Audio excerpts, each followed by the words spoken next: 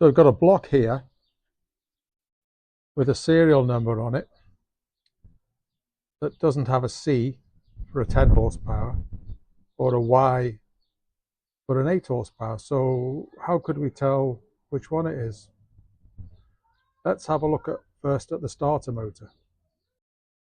So on my pickup truck, there's the starter in an extremely awkward place down the side of the engine. And that's a 10 horsepower starter.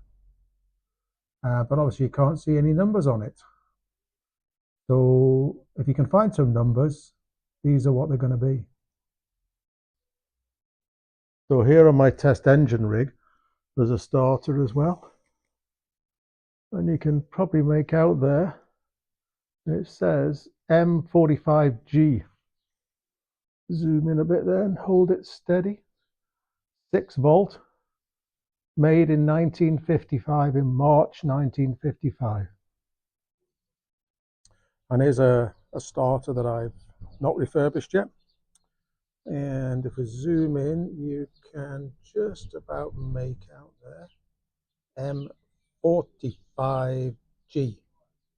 There's some other numbers and it says 6 volt with an arrow. But basically that's a 10 horsepower starter. However, just to make it more complicated, here's a Lucas Exchange starter here that I bought off eBay. Open it up, and inside there's a nice Lucas starter. And guess what? Nowhere does it say M45G. But it is a starter for a 10 horsepower engine, 6 volts. So it's not foolproof. So if you can get the starter motor off, and you can measure the size of this hole where the starter motor goes, that'll tell you whether it's a 10 or an 8 horsepower start, because they have different size holes, different size starter motors. I'm going to just measure that now. So I've measured that there between the hole centers, and flipping it over, you can see, move it into the shade where you can see better. In millimeters, it's pretty much spot on 70 millimeters there.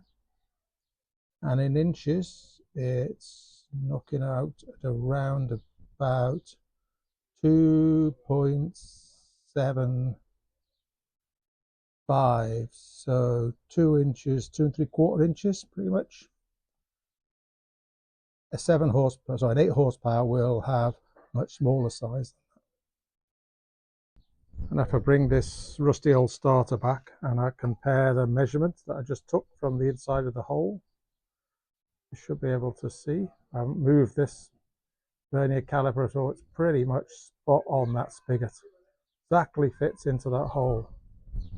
So that's definitely a 10 horsepower starter. And then basically, because it fits in this engine, that must also be a 10 horsepower engine. So here's a drawing of the 2 starters, one for the 8 horsepower at the top and one for the 10 horsepower at the bottom. And they're pretty much the same, but there is a difference in diameter, as you can see even from the drawing.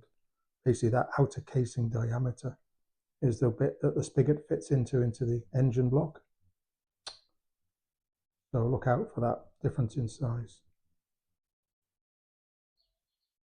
Another way to check is what's the size of the piston. So obviously the pistons can come in standard up to plus 60 thou, which is 1.5 millimeters. Oversize in metric numbers. So check the diameter of that piston. And you can see there there's 8 and 10 horsepower blocks. 8 horsepower 2.23 inches, 10 horsepower 2.5 inches. Even then when you start moving down to the bore, for instance, they both start getting the same. So even the length of the pistons are the same, but the bore's different. So it's the bores you want to look out for. So for a 10 horsepower 2.5, with 8 horsepower, 2.23.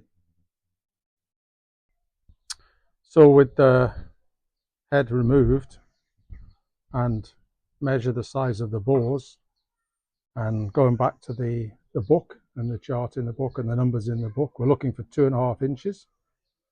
So you should be able to see there, if I just get that nice and steady. I'll flip it around the other way.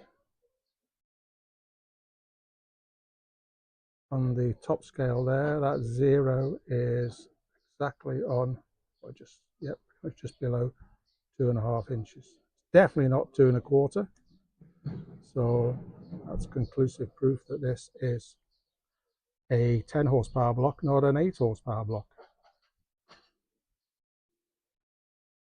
So in summary, we can conclude that based on the evidence of the bore size and the hole for the starter and the fact it's an E93 stamped, this is actually a 10 horsepower block, and somewhere there should be a C on it.